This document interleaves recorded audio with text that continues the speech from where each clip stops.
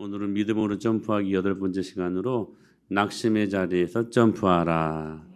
이 말씀으로 은혜를 나누겠습니다. 우리 옆에 계시면 인사할까요? 낙심의 자리에서 점프하십시오. 아멘.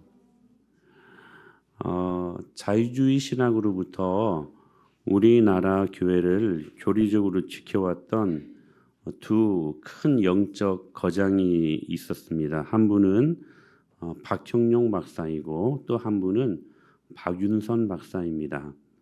그중 한 분이신 박윤선 박사님이 오늘 말씀의 제목 낙심에 대해서 이렇게 정의합니다. 낙심은 성도의 영적 자살 행위다. 왜 우리가 패배의식을 넘어서야 되나?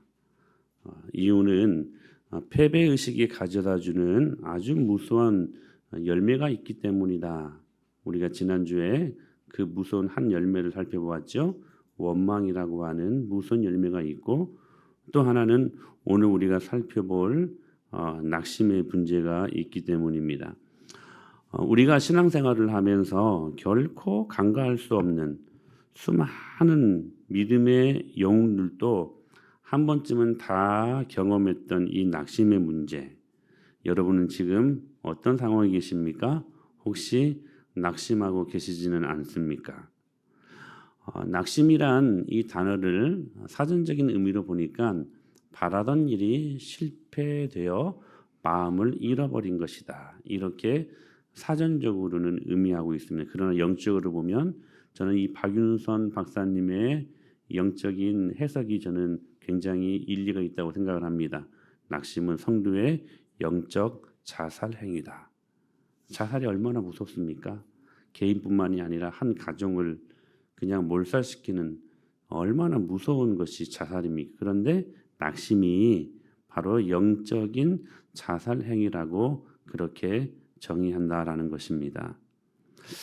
성경에 보면 이 낙심을 의미하는 또 다른 성경적인 단어들이 있는데 바로 그게 뭐냐면 무관심, 그리고 무정, 지루함. 이 무정이란 말은 뭔 말이냐면 성경이 그런 말씀이 있잖아요. 피리를 불어도 노래하지 않고 곡을 해도 슬퍼하지 않는. 그러니까 전혀 반응하지 않는. 복음은 우리를 기쁘게 하잖아요. 근데 반응하지 않아. 제가 우리 사랑하는 지우를 볼 때마다 지우야 무표정에서 제발 밝은 표정으로 점프하자 이렇게 이야기를 하는데 반응이 없어. 이렇게 막 항상 근데 우리 지우 얼마나 노력하고 있는지 몰라요. 저를 볼 때마다 막 이를 드러내놓고 막 이렇게 웃어요. 막 그게 무정이라는 말이에요. 그리고 지루함. 설교를 듣는데 지루해. 우리 고등부 아이들이 지루해하는 것 같아. 딴 데 보고 막 지루해. 이걸 낙심이란 단어의 또 다른 표현으로 성경은 말씀하고 있다는 거예요. 혼돈. 여기 피곤이라고 하는 건데 이 피곤은 육체적인 어떤 그런 피곤을 말하는 것이 아니라 영혼의 피곤함, 영혼의 피곤함이 찌들어 있는 것. 그리고 실증. 괜히 실증나. 찬양하는 것도 싫고 그리고 말씀 듣는 것도 실증나고 뭐 이렇게 지난주에 우리 중고등부 아이들 아이스링크 가지고 굉장히 재미있게 아이스링크를 탔는 거 그때 너무 재밌어. 근데 말씀 들으려면 막 싫어 막. 이게 또 다른 낙심이라고 하는 단어들의 표현들이라는 것입니다. 그래서 여러분 기억하십시오. 이런 것들은 그 결론이 무엇으로 맺게 되냐면 하나님을 대적하는 것으로 결론 맺게 되어 있다는 것입니다. 이게 낙심은 굉장히 우리가 우리의 삶에서 제거해야 될 아주 무서운 패배의식이 가져다주는 아주 무서운 열매 중에 하나라는 사실입니다. 낙심의 증상들을 볼까요? 이 사람들은 기쁨이 없습니다. 여러분 기쁨은 신앙의 온도계죠. 그래서 기쁨을 보고 이 사람이 지금 신앙의 온도가 어느 정도 되는가를 알 수가 있거든요. 정확한 것입니다. 기쁨 없으면 이 사람 지금 시험 들어 있는 거야. 왜냐하면 복음은 우리를 기쁘게 하잖아요. 기쁜 소식이잖아. Good news, gospel, good news. 근데 이 사람들은 기쁨이 없어요. 낙심한 사람들에게서 나타나는 증상들이라는 거예요. 봉사를 해도 신나지 않아요. 여러분 주님의 영광을 위하여 주님의 일을 할 때 얼마나 재밌어요. 저는 정말 감사한 것 중에 하나가 물론 이제 간혹 힘든 것들도 중간중간에 있지만 주님을 위해서 풀타임 사역자로 교회에서 사역할 수 있는 것이 저는 정말 기쁩니다. 저는 그게 참 제 안에는 이게 참 기쁨이 있는 것 같아요. 근데 낙심이 한번 우리 안에 들어오면 봉사를 해도 기쁨이 없어요. 이게 억지 춘향으로 하죠. 이게 재미가 없지. 그러다가 오히려 봉사하다가 병들어 버려. 섬기는 게 재미가 없어요. 열정도 없고 의욕이 안 생겨요. 또 하나는 불면증이에요. 잠 잘 자던 사람들도 낙심하면 잠이 안 와. 체크해 보셔야 돼요. 불면증 때문에 힘들어하시는 분들 보면 그 마음 안에 여러분들 과연 이 내 마음의 상태가 지금 낙심의 상태는 아닌가를 한번 잘 점검해 볼 필요가 있다는 거예요. 이리 저리 뒤척합니다. 피곤은 한데 잠이 오지 않는 거예요. 저는 참 이게 너무 힘들 것 같아요. 이런 사람들은 잠 한번 실컷 자보는 것이 소원 아니겠습니까? 불면증으로 와요. 낙심의 증상들이. 또 하나는 뭐냐면 지난주에 말씀을 살핀 것처럼 서로 원망하게 됩니다. 끊임없이 원망하고 불평하고 징징거리고 감사가 없어. 감사가. 여러분 감사를 찾기로 말하면 얼마나 감사할 게 많습니까? 여러분의 사고의 전환이 일어나야 돼요. 감사거리를 찾다 보면 이것도 저것도 다 감사야. 다 감사해요. 낙심한 특별히 부부가 가장 잘하는 말이 뭔지 아세요? 내 인생 최고의 실수는 당신을 선택하는 거였어. 그 반대여야 되지 않겠어요? 내 인생 최고의 잘한 선택은 당신을 만난 것이었어. 이렇게 말해야 되지 않겠습니까? 근데 낙심이 내 마음 안에 들어오면 서로 원망하게 된다는 거예요. 그리고 더 무서운 거, 낙심이 우리 안에 한번 들어오면 기도가 안 돼요. 기도의 자리에 앉아는 있어요. 근데 기도를 못 해요. 중언부언합니다. 한다고는 하는데 중언부언, 여러분 중언부언이 뭐예요? 기도 응답에 기대감 없이 하는 거예요. 오늘도 내 남편을 위해 내 자녀들을 위해 기도합니다. 그런데 기도하면 주님이 응답하십니다. 여러분 그 기대감이 있으면 얼마나 기도가 막 열정이 있고 막 그 기도가 막 힘이 있고 막 그러지 않겠습니까? 그런데 기대감이 없어요. 내가 오늘 기도해봤자 그래 기도하라니까 기도는 해본다 하는데 기도 응답에 대한 기대감이 없어. 그러니까 그 기도에 힘이 있겠어요? 기도가 안 되는 거예요. 이게 바로 낙심이 우리 안에 들어오면 나타나는 대표적인 증상들임을 말씀하고 있는 것입니다. 그렇다면 우리가 질문할 수 있겠죠. 신앙인들도 과연 낙심할 수 있는가? 예, 물론 낙심할 수 있습니다. 한번 볼까요? 천하의 다윗도 시편 6편 6절에 보니까 이렇게 고백합니다. 내가 탄식함으로 피곤하여 밤마다 눈물로 내 침상을 띄우며 내 요를 적시나이다. 다윗도 사울에게 쫓겨다니고 그리고 속으로 낳은 자식들한테 쫓겨다니고 이런 시간들을 얼마나 많이 보냈습니까? 그러다 보니까 자신도 모르게 낙심이 들어와 버렸어요. 낙심이 들어오니까 내가 탄식함으로 피곤하여 이 피곤은 육체적인 피곤이 아니라고요. 영적인 피곤이라고요. 그래서 밤마다 잠을 못 자는 거예요. 눈물로 내 침상을 띄우며 우울증이 걸려버리는 내 요를 적시나이다. 내 요를 적시나이다. 이 세상에 나만 있는 것 같고 근데 어느 순간 다윗이 이것을 알고 자기 자신을 향하여서 명령하잖아요.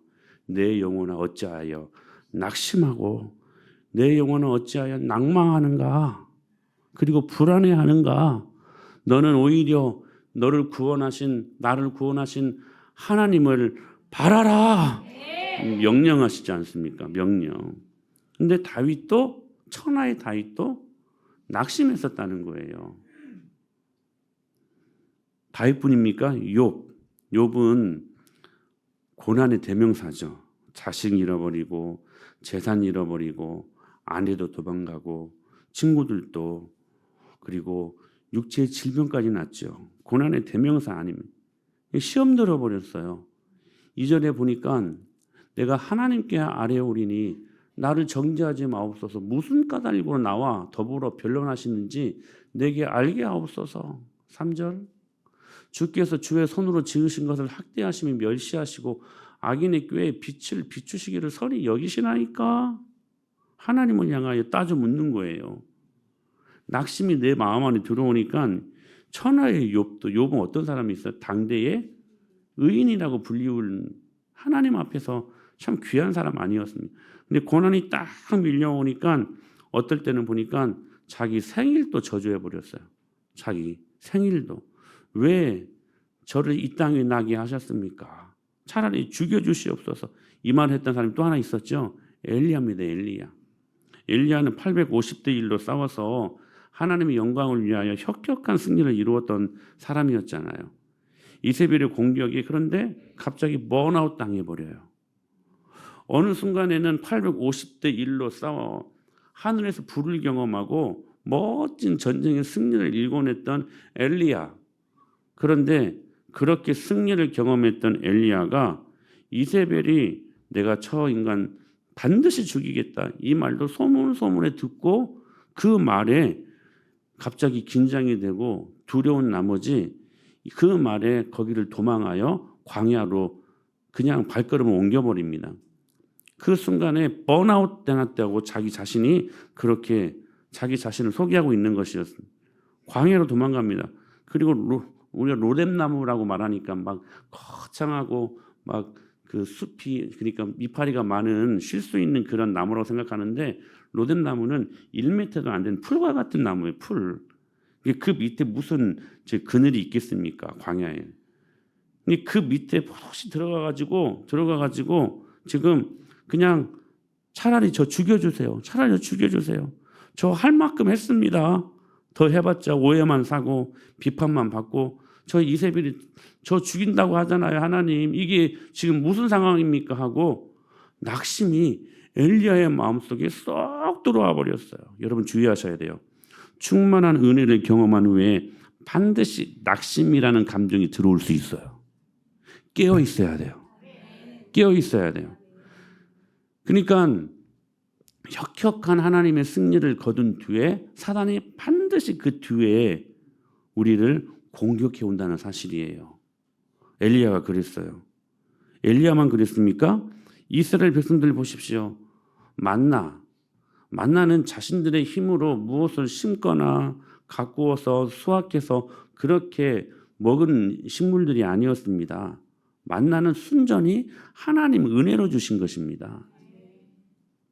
근데 그 만나가 처음에는 꿀꽈배기 꿀맛 같은 이 세상에는 맛볼 수 없는 그러한 식물이라고 그렇게 평가했던 그들이 나중에는 기름 섞은 맛이라고 더 이상 이 지긋지긋한 만나밖에 다른 거 먹을 거 없냐고 그러면서 고기 달라고 먹을 것 없다고 계속 원망하고 심지어는 차라리 애굽에 있었을 걸 애굽에 있는 것이 더 좋았다고 그 지옥 같은 애굽이 더 좋았다고 착각하기에 이르게 만드는 것이 뭐냐면 낙심이라고 하는 것이라는 거예요. 혹시 우리 안에 이런 분들 계시지 않습니까? 응? 큰 교회 섬길 때가 좋았지. 그냥 조용히 예배만 드리고 예배도 한 번만 드리고 헌금 부담도 없고 훈련 강요받지도 않고 그때가 좋았었는데 혹시 그렇게 생각하시는 분들 제 목양실 날마다 열려 있습니다. 조용히 들어오셔서 저한테 알려주세요. 제가 그러면 위로해 드릴게요. 낙심했는데 위로해줘야지 어떻게 하겠어. 근데 왜 다윗도 욥도 엘리야도 이스라엘 백성들도 천하의 신앙인들도 왜 이 낙심의 죄를 범하게 될까? 그 원인이 뭘까? 이거죠. wrong theology. 그러니까 번영신학, 잘못된 신학 때문에 낙심이 온다는 거예요. 자 보세요. 다윗, 욥, 엘리야 등등 수많은 믿음의 영웅들도 다 한 번쯤은 이 낙심의 순간에 있었음을 우리가 방금 살펴봤잖아요. 그렇다면 그들에게 낙심의 원인은 과연 어디에 있었을까 하는 것입니다. 무엇이 그들로 하여금 낙심하게 했을까? 오늘 본문에 나타난 특별히 풍랑 만난 제자들의 모습과 견주어서 이 원인을 찾을 수 있을 것 같아요. 사실 본문에 나타난 예수님의 모습이 별로 잘 이해가 안 갑니다. 왜냐하면 지금 예수님이 타고 계시는 배가 크루즈 같은 큰 사이즈가 아니라 그냥 평범한 어선 같은 것이었어요. 풍랑일 때 어디 숨을 데가 있습니까? 그리고 풍랑이 임하면 크루즈 같은 큰 배는 그 무게 때문에 그래도 이 파도의 물결에 크게 이렇게 방해를 받지 않습니다. 그런데 작은 어선 같은 통통배라고요. 그런 배에 예수님과 제자들이 타고 있었다는 것이죠. 그런 풍랑일 때 얼마나 많이 이 배가 출렁이었을까요? 그런데 보세요. 숨을 데도 없는 그곳에 예수님께서 그 배의 고물에서 꼭 그러니까 가장자리에서 베개를 하고 주무십니다. 자, 풍랑이었어요. 어떤 풍랑이냐면 광풍이죠. 광풍. 우리 그때 하태도 다녀왔었잖아요. 진짜 이거였어요. 이거. 근데 거기에서 어떻게 잠을 자요? 아무리 두뇌도 그렇지. 근데 깨워야 일어날 정도로까지 푹 주무시고 계셨다는 거예요. 물이 들이쳐도 제자들이 깨우는데도 예수님이 일어날 기미가 없어요. 제자들은 물 퍼내고 노를 빨리 젓기도 하고 있는데 예수님은 그냥 주무시고 계시는 거야. 호랑이가 물어가도 모를 정도로. 자, 질문. 여러분들은 어떻습니까? 일단 자면 누가 업어가도 모른다. 이게 1번. 2번은 귀뚜라미 소리에도 나는 잘 깬다. 2번. 몇 번이에요? 자, 1번. 일단 자면 누가 업어가도 몰라. 2번. 귀뚜라미 소리에도 잘 깨요. 아, 그래요? 의외네. 의외네. 의외입니다. 잘 잘 줄 알았는데. 자, 그러니까 제자들이 말하기를 마태복음 4장 38절에 보니까 이렇게 말씀하세요. 같이 읽어요. 시작. 예수께서는 고물에서 베개를 메고 주무시더니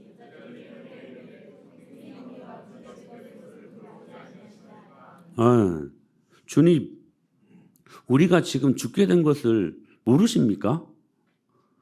왜 돌보지 않으시죠? 제자들이 얼마나 속상했으면 아마 속상함을 넘어서 예수님 미웠을 거예요. 주님, 저 뭔가 지금. 이 말의 뉘앙스가 이래요. 우리가 지금 죽게 생겼어도 당신은 눈 하나 깜빡하지 않는군요. 우리가 죽어도 당신은 신경도 안 쓰는군요.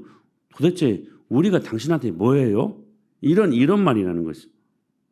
근데 여기서 우리가 생각할 수 있는 게 바로 이거예요. 뭐냐면 잘못된 신앙이 잘못된 결론을 낳는다는 거예요. 어떤 신학이냐면 이런 거죠. 그들이 잘못 지금 생각했던 신학이 어떤 신학이었냐면 이런 거예요. 주님과 함께 타고 가는 배에는 풍랑이 있을 수 없다. 이게 그들에게 있었던 신학이었어요. 어떤 신학? 잘못된 신학. 지금 예수님과 함께 그 배에 제자들이 함께 있음에도 불구하고 풍랑을 만났어요? 안 만났어요? 만났잖아요. 만났잖아요. 여러분 이런 일이 있을 수 있어요? 없어요?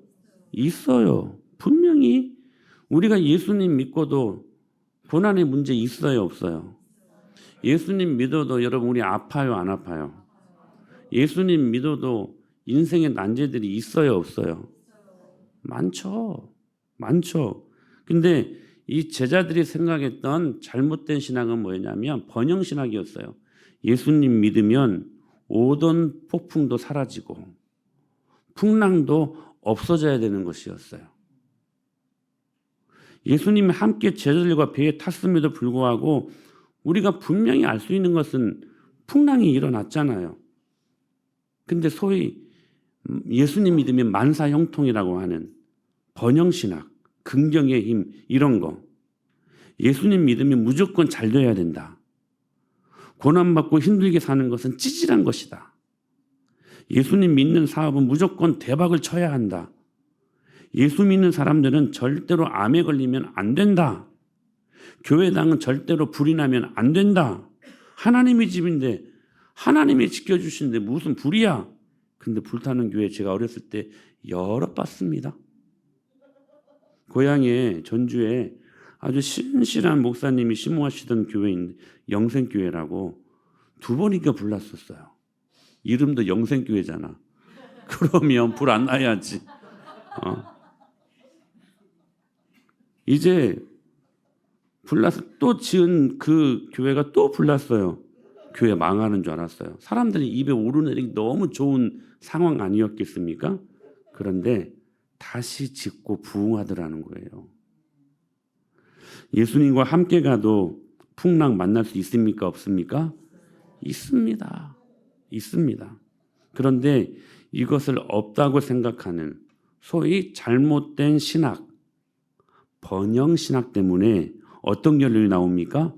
주님은 우리 사랑하지 않는 것 같아. 어떤 결론이 일어나요? 주님은 우리에게 관심이 없는 것 같아. 주님은 우리 돌보시지 않는 것 같아.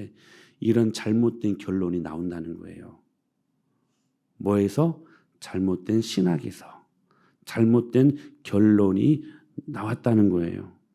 다윗도 엘리야도 욥도 제가 이만큼 당신의 영광을 위하여 헌신했는데 적어도 이런 고난은 없어야 되지 않겠습니까? 모두가 잘못된 신학 때문에 한 번 정도는 낙심의 순간에 빠지게 되었었다는 것입니다. 그래서 차라리 나 죽여달라고. 이게 하나님 앞에 얼마나 이게 잘못된, 여러분 자녀들이 나 그냥 죽어버리겠다고 찾지 말라고 이런 말 들으면 여러분 기분 좋아요?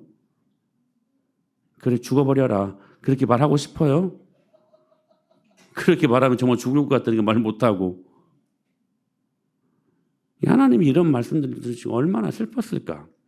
그래도 중요한 게 뭐냐면 신학이 중요하다는 게 신학. 신학은 진리를 지키는 울타리 같은 것이에요. 할렐루야. 그래서 잘못된 신학이 잘못된 결론을 낳고 잘못된 결론이 잘못된 판단을 낳고 잘못된 판단이 결국 잘못된 행동을 낳게 되어 있다는 사실이에요. 여러분 짐 엘리엇 선교사님은 아시죠? 그분의 아내 되시는 사모님 엘리자베스 엘리엇 이분 이야기인데요. 이분이 남편 짐 엘리엇을 20대에 잃어버립니다. 잘 아시죠? 그 창끝 영화를 잘 아실 거예요. 짐 엘리엇과 4명의 5 친구들이 미국의 명문 휘튼 대학의 수재들이었습니다. 그런데 하나님은 부르심을 경험하고 선교사로 헌신하고 드디어 남미 에콰도르 선교지로 떠납니다. 그런데 이 에콰도르 아쿠아 부족이 사는 곳에 도착을 하게 되는데 도착하자마자 대죽창에 찔려 순교를 당하게 된 것이죠. 복음 한마디 못 전하고 이 5명이 그냥 한순간에 모두 순교합니다. 근데 그들 이 허리춤에는 다 총이 있었어요. 권총이. 충분히 총을 쏠 수 있었음에도 불구하고 쏘지 않았어요. 예수님의 사랑 때문에. 훗날 짐 엘리엇의 아내 엘리자베스 이분이죠. 지금은 돌아가셨는데 이 엘리엇이 다시 그 지역으로 목숨 걸고 아이와 함께 들어갑니다. 결국 어찌어찌 남편을 죽인 족장이 예수님 믿고 그리고 온 마을이 예수님 믿는 마을이 되고 나중에 그 족장이 목사가 되는 기가 막힌 스토리를 이어갑니다.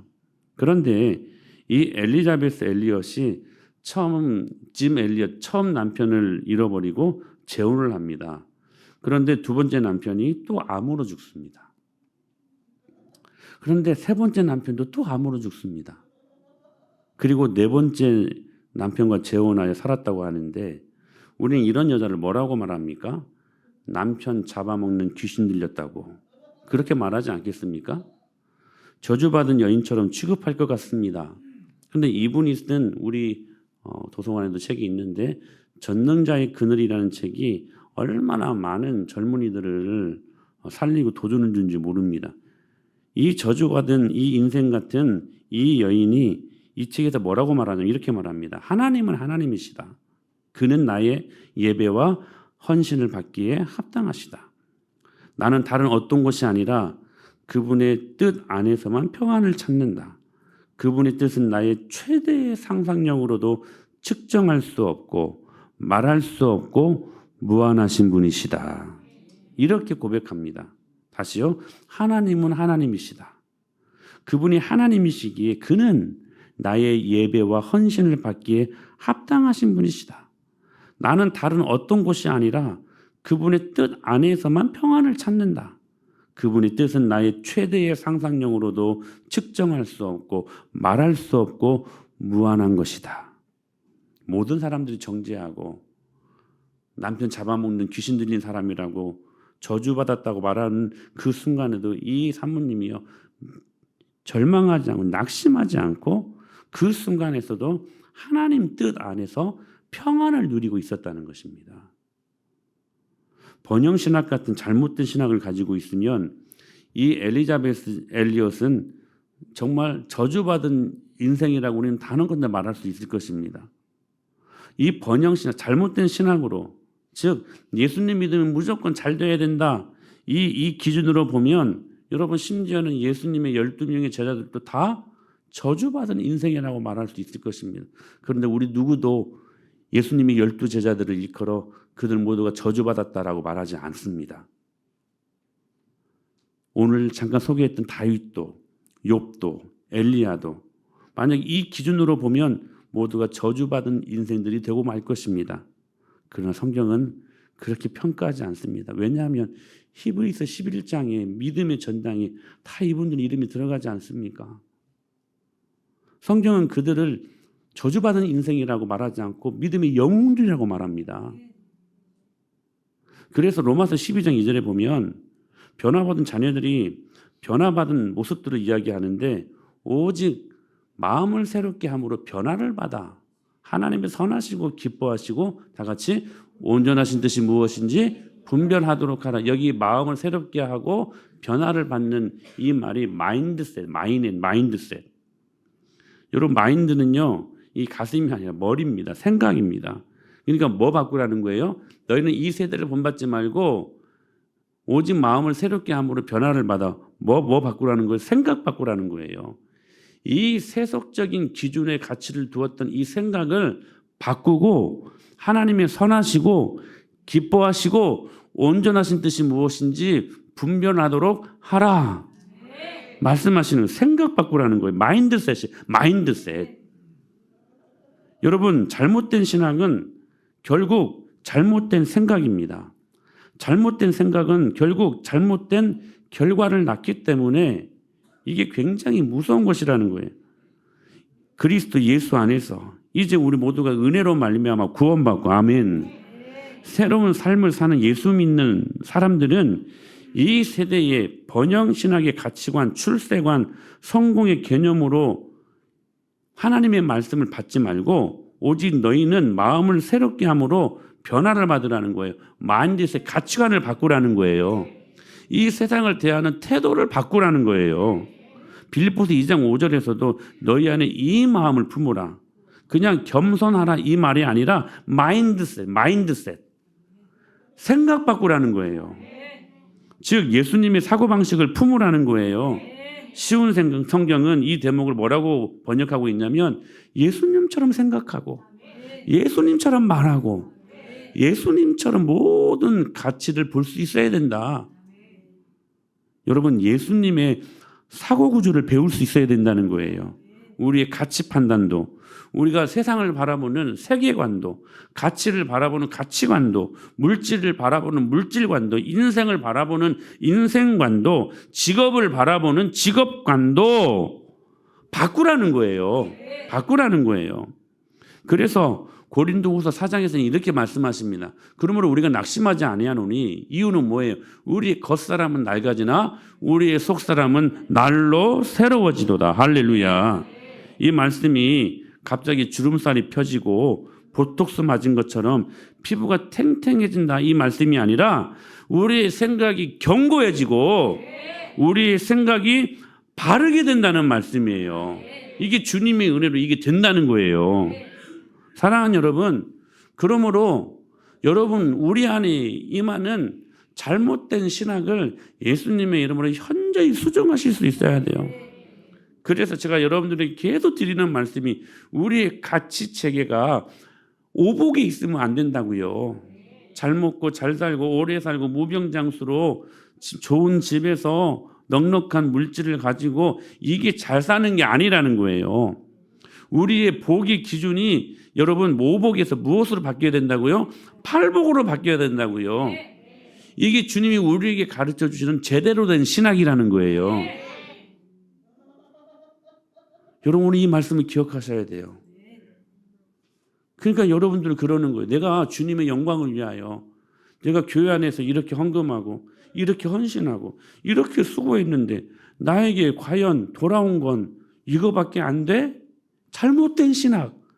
그래서 내 마음이 lose heart. 그냥 툭 마음이 심장이 떨어져 버리는 거야. 그때 낙심이 들어온다는 거예요. 사랑하는 여러분, 주님이 여러분의 수고를 아십니다. 주님이 아시면 조카리. 주님이 알고 인정해 주면 그것으로 저는 만족합니다. 그래서 이름 없이 빚도 없이 감사하며 섬길 수 있음이 축복 아닙니까? 사랑하는 여러분, 많은 믿음의 선진들도 낙심했어요. 그것도 우리 위로받죠. 하물며 우리들이랴. 그러나 여러분 기억하셔야 돼요. 여러분 낙심에게 여러분 우리들의 마음을 내어주면 여러분 낙심의 순간에 결코 하나님의 영광을 위하여 일할 수 없다는 거. 그러면 낙심을 이겨야 되지 않겠습니까? 이 잘못된 신학을 우리가 고쳐야 되지 않겠습니까? 그러기 위해 세 가지를 말씀드릴 텐데 하나는 뭐냐면 은혜 받아야 돼요. 너무 예상되는 답이죠. 여러분 성경에서 말씀하시는 모든 문제를 풀어가는 키워드는 뭐 특별한 게 없어요. 다시 본질로 돌아가는 거예요. 은혜 받아야 돼요. 여러분 그리스도인들이 힘차게 살기 위해서는 여러분 은혜는 절대적인 것입니다. 은혜 떨어지면 내 생각이 들어오고 은혜 없어지면 그 순간에 내가 인본주의자가 되어서 낙심의 순간에 빠지게 된다는 것입니다. 은혜는 내 능력을 넘어서게 만들어주시는 하나님의 선물입니다. 그리고 하나님의 능력입니다. 은혜 받아야 능력 생겨요. 은혜 받아야 돼요. 은혜가 있으면 여러분 우리는 강해집니다. 내 능력은 30인데 하나님이 은혜를 주시게 되면 내가 가지고 있는 30의 능력을 넘어서 60배로 100배로 가질 수 있게 되는 것입니다. 받지 않으면 그만큼 손해예요. 그만큼 손해예요. 하나님은 은혜를 주시는 분이십니다. 그러니까 은혜의 자리에 있어야 돼요. 은혜 받기를 힘써야 돼요. 여러분 우리가 은혜 받지 않는데도 우리 의지를 발동하잖아. 그렇다면 여러분 은혜 받는 것도 우리 의지를 발동해야 돼요. 은혜의 자리에 들어가야 돼요. 그런데 이상해요. 은혜 받아내면 강해집니다. 은혜를 많이 받은 사람이요 강자예요. 강자. 바울 같은 사람이 강자예요. 그는 얼마나 많은 고난 속에 낙심할 수 있는 근데 낙심하지 않는다고 말씀하잖아요. 그 이유가 뭐예요? 하나님의 은혜를 붙들었기 때문에 내 은혜가 내게 족하도다. 그 은혜가 너무 커서 내가 다른 사도들보다 더 많이 수고했다라고. 그러나 그것이 내가 한 것이 아니요 그건 역시도 하나님의 은혜로다. 꺾이지 않고 무너지지 않고 은혜가 그렇게 만드는 것이라는 거예요. 사랑하는 여러분 은혜 받는데 여러분의 모든 의지를 다 발동하셔야 돼요. 그리고 또 하나 믿음을 가지셔야 돼요. 은혜와 믿음은 쌍둥이 같은 거예요. 은혜 받으면 믿음으로 그것을 담아내야 돼요. 믿음이 무엇입니까? 주시는 은혜를 받아내는 그릇이 믿음이야. 그러니까 여러분 믿음이 있어야 돼. 은혜는 믿음이 있어야 받을 수 있는 거예요.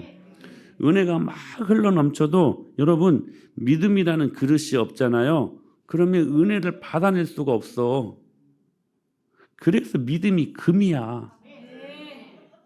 여러분 우리 이 순간에도 하나님의 은혜는 여러분 보이지 않죠? 저는 보입니다. 우리 모두에게 다 똑같이 부어집니다. 할렐루야. 근데 그 은혜를 받는 사람이 있어요. 그리고 못 받는 사람도 있어요. 무슨 차이예요? 믿음 차이야. 믿음이 있으면 그 은혜를 받아내. 근데 믿음 없으면 오늘도 이 순간에 은혜가 쏟아진다니까요.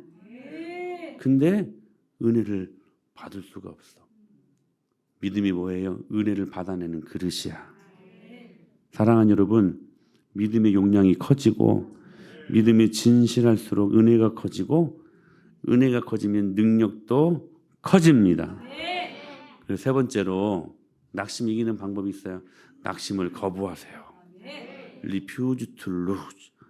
여러분, 낙심을 거부하시라는 거야. 사단은 우는 사자같이 누구를 삼키려고 하냐면 그렇습니다. 염려하고 근심하며 원망하며 낙심하는 자들을 잡아먹으려고 두루 살피며 찾는 존재들이라는 거예요. 그냥 여러분 멀쩡한 사람 찾지 않습니다. 염려하고 근심하고 원망하고 낙심하는 사람들은 사탄의 밥이라는 거예요. 밥이라는 거예요. 이런 마음이 들 때 우리는 피켓을 들어야 돼요. 패배를 거부하라. 낙심을 거부하라. 막 원망이 일어날 때 원망을 거부하라. 할렐루야. 아들이 여자친구와 헤어졌어요. 그럼 무슨 피켓 들어야 돼요? 여자가 인생의 전부냐? 세고 쓴 게 여자다? 거부하라는 거예요. 낙심을 거부하라는 거예요. 거부하지 않으면 그 낙심은 우리 안에 쏙 들어옵니다. 그 낙심의 저 구렁텅이 온전히 빠질 수가 있다는 거예요. 사업에 실패했어요. 여러분 무슨 피켓 들어야 돼요? 사업이 내 인생의 전부냐? 여러분 피켓 들어야 돼요. 아멘. 공부를 열심히 했는데 성적이 안 나왔어요. 그러면 낙심할 수 있죠. 공부를 열심히 했는데 성적이 안 나오면 낙심할 수 있어. 근데 공부 열심히 안 했는데도 성적이 안 나왔으면 낙심하면 돼, 안 돼? 그 낙심하면 안 돼. 그건 정말 뻔뻔한 거야. 공부 안 했으면 성적이 안 나와야지 당연히. 근데 중요한 것은 공부를 열심히 했는데도 성적이 안 나왔어. 그럼 피켓 들어야 돼요. 성적이 인생의 전부냐? Refuse to lose. 여러분 패배를 거부하시라는 거야. 낙심을 거부하라는 거예요. 이것들로 인해 이제 내 인생 끝났다. 낙심하며 마귀들의 밥 되지 말고 피켓 올리라는 거예요. 이것이 인생의 전부가 아니다. 인생의 전부는 우리 인생의 전부는 예수 그리스도. 할렐루야. 그 한 분 붙들고 여러분 믿음으로 나아가야 된다는 거예요. 진짜 힘든 건 뭐냐면 하나님 없을 때가 힘든 거 아니겠습니까? 하나님 없으면 끝이다. 예수 그리스도 내 안에 안 계시면 정말로 정말망이다. 여러분 그러므로 어떤 시험이 와도 내가 결단코 이것 때문에 인생에 신앙생활에 손해보지 않겠다. 누가 나를 인정해 주지 않아도 하나님은 살아계시니 나의 일거수일투족을 다 살피고 계시니 주님이 인정해 주시면 됐지. 누가 나를 험담해도 오해를 해도 이것이 내 인생의 전부가 아니다. 이것이 내 인생을 종지부 찍을 수 없다. 하나님의 영광과 하나님의 은혜가 더 크지 않는가? 외치고 나가시라는 거예요. 바울은 이 믿음으로 살았던 것 같아요. 갈라디아서 6장 9절에 이렇게 말합니다. 다 같이 시작. 우리가 선을 행하되 낙심하지 말지니 포기하지 아니하면 때가 이름에. 여러분 우리 이 믿음으로 사십시다. 우리가 선을 행하되 복음을 위하여 열심히 수고하되 낙심하지 말지니 반드시 낙심의 때가 올 수 있다는 거예요, 없다는 거예요? 있다는 거예요. 그러나 포기하지 말자. 이것 때문에 그 낙심으로 아파하지 말자. 포기하지 아니하면 그거 받아들이지 말자. 낙심. 그리하면 때가 이름에 어떤 때? 하나님이 카이로스. 지금도 똑딱똑딱하는 우리가 경험하는 그 시간이 아니라 하나님, 우리가 알 수 없는 하나님의 시간의 때, 그때가 이르면 가장 우리 기도 응답에, 우리 수고의 응답에 가장 최선의 시간에 주님이 거두게 하시리라. 여러분 우리 이 말씀 붙들고 하나님의 영광을 위하여 낙심을 이기십시다. 낙심의 자리에서 점프하십시다. 할렐루야. 그 점프해야 돼요. 점프 안 하면 그만큼 여러분들에게 손해입니다. 손해입니다. 어제 잠깐 장로님하고도 좀 나눔을 가졌는데 이번 한 주간 제가 오늘 이 설교하려고 하나님이 한 주간 동안 굉장히 낙심하게 하는 순간들이 이렇게 많았던 것 같아요. 여러분 저도 낙심합니다. 위로 받으십시오. 저도 낙심합니다. 와, 정말 낙심의 순간들이 많이 있었어요. 14년 동안 하나님 이렇게 눈물 흘리며 목회하는데 하나님 결과가 이 정도입니까? 하는 쓸데없는 생각이 드니까 설교 준비하는 것도 어렵고 기도하는 거 진짜 똑같이 오더라고요. 오늘 이 설교는 제가 느낀 그것을 그대로 지금 적은 거예요. 근데 주님이 오늘 설교를 준비하면 또 설교를 하게 하시면서 저한테 다시 힘을 주시는 것 같아요. 낙심을 거부하라. 거부하라. 거부해야지. 주님이 거부하라고 말씀하셨으니까 순종해야지. 그래서 이 말씀이 은혜가 됐어요. 우리가 선을 행하되 낙심하지 말지니 다 같이 포기하지 아니하면 때가 이름에 거두리라. 할렐루야. 오늘 이 말씀 붙들고 원망의 자리에서 점프하고 여러분 낙심의 자리에서 점프하고 패배의식의 자리에서 점프하여 하나님이 주시는 승리의 영광을 우리 모두가 은혜로 나눌 수 있도록 하나님께서 지켜주실 것을 믿습니다.